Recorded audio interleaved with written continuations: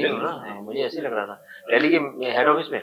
जी sir. जहाँ वो BIS के पास बना हुआ है, जो पास जस्ट। हाँ हाँ हाँ, समझ गया, मुझे लग रहा था आपकी बात से, यही हम लोग कंक्लूड करने की कोशिश कर रहा था। ओके, अच्छा बताओ कि रिसेंट पास्ट में आपने कोई किया है ऑडिट यही खुद? हाँ सर, अभी चल रहा है CSR का ऑडिट। ये जो पावर फाइनेंस और REC महारत्ना है भारत की, जो डिस्कॉम्स को लोन्स वगैरह देती है, तो उनका ऑडिट कर रहा हूँ। क्या किस चीज का ऑडिट कर रहे हैं? परफॉर्मेंस ऑडिट कर रहे हैं या ये CSR का ऑडिट सर? ऐसे 3 तो बड़े बड़े ऑडिट है, बाकी सर जो थीम बेस्ड ऑडिट वो सर एनवायरनमेंट का, फोरेंसिक का, IT ऑडिट, कुछ भी जो सर। ये CSR के ऑडिट में क्या इतना ज्यादा क्या होता होगा? CSR में सर देखा जाए तो वो कंपनी पर एक साल में 250 करोड़ रुपए खर्चा कर रही है। तो वो ऐसे ऐसे NGOs को, एक्टिविटीज को दे देती है, तो उनके जो प्रोजेक्ट रहते हैं जो 5 करोड़ 10 करोड़, तो प्रोजेक्ट में से कितनी ट्रांसपेरेंसी रही है और उसका क्या इम्पैक्ट असेसमेंट रहा, वो रियली बेनिफिशियरी है कि नहीं है सर, उस हिसाब से अमाउंट थोड़ा ज्यादा आ जाता है। फिर उनकी गाइडलाइन, बड़ी कंपनीज है ना ये सब। हाँ बड़ी कंपनी। बेटा एक काम जरूर करना आप इंटरव्यू के लिए, एक तो ऑडिट एंड अकाउंट्स के अंदर जी टोटल पिक्चर क्या होती है हाँ उसको अच्छे से तैयार कर। राजस्थान में इसका क्या ढांचा है इसको अच्छे से तैयार कर। हाँ सर, ठीक है ना? ठीक है।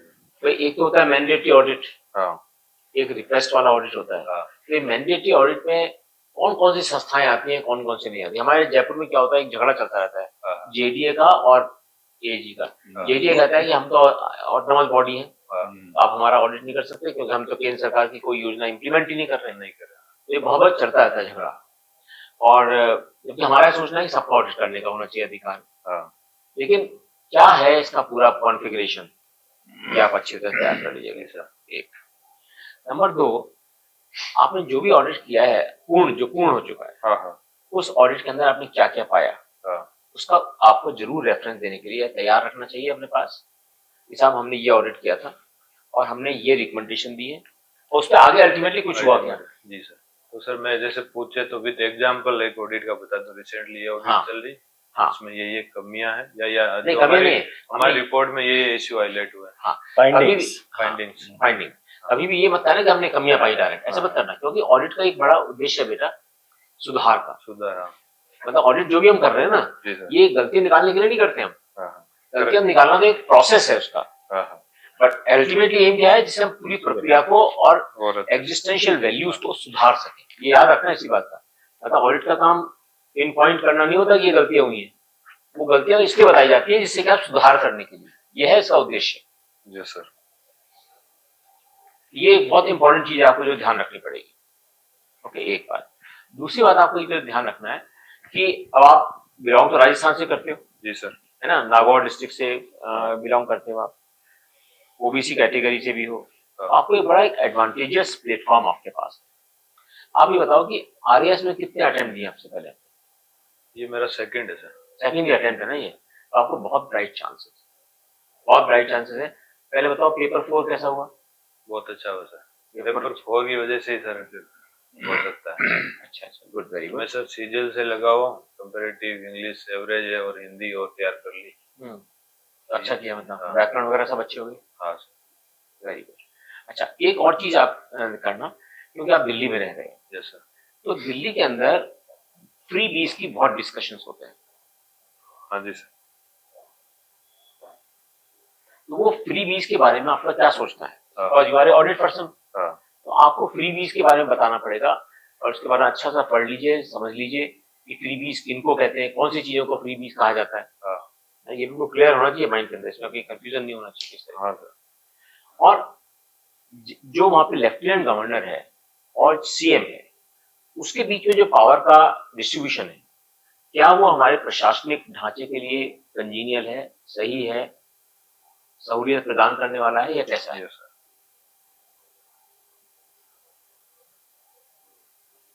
अच्छा, दूसरा एक क्वेश्चन जरूर आपके पास पूछा जाएगा आपको, क्योंकि अभी आप ऑडिट में काम कर रहे हो, कि आप क्यों आना चाहते हो प्रशासनिक सेवा में? Yes sir. क्यों आना चाहते हो? सर एक राजस्थान की ये प्रेस्टीजियस सेवा है, और सर एक तो सर डायरेक्टली देखा जाए तो मेरा होम टाउन है राजस्थान। नहीं, ये कोई कारण नहीं हो सकता।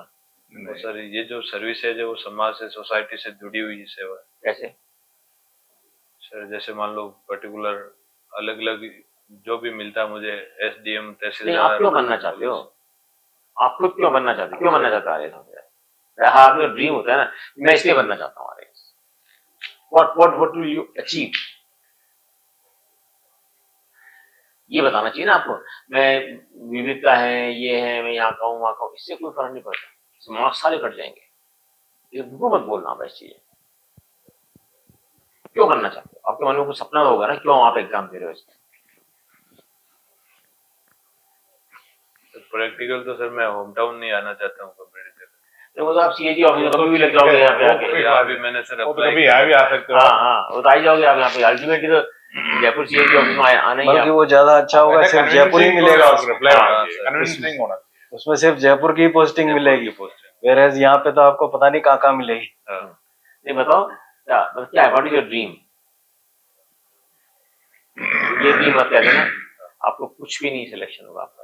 इतने अच्छे होशियार बच्चे का इतनी आपने तैयारी कर रखी है, सब कुछ बहुत अच्छा है, ये बोलना ही नहीं है अपने को। तो सर क्या इसका आपको उसका उत्तर, ये मॉडल उत्तर देना है कि मैं ये चाहता हूँ गरीब के बीच बैठकर, क्या करके, जमीन पे उनके साथ बैठकर सर उनकी समस्याओं को समझना चाहता हूँ, और एक जो प्रशासन और जनता के बीच में गैप जो होता है, मैं उन्हीं के जाजम पर बैठकर उनको एहसास दिलाना चाहता हूँ कि हम एक ही हैं। आप अपने मन खोलकर अपनी परेशानियों को बताइए और आप क्या सॉल्यूशन चाहते हैं वो बताइए, जिससे मैं उनका निराकरण करने के लिए विभिन्न विभागों के साथ कोऑर्डिनेट कर सकूं। ये है असली चीज। ये बोलोगे तब आपको माना जाएगा कि आपने कोई अच्छी चीज बताई है। समझे कुछ? Yes sir, thank you. है ना, कि उनके साथ बैठूंगा, गरीब के साथ नीचे बैठूंगा। आपको पता है, जब कोई सीनियर ऑफिसर जमीन पे बैठ जाता है उनके साथ, तो पता है लोग थोड़ा सा टच करके देखते हैं। मैंने अपनी आंखों से देखा हुआ है, उनको लगता है हो ही नहीं सकता पॉसिबल।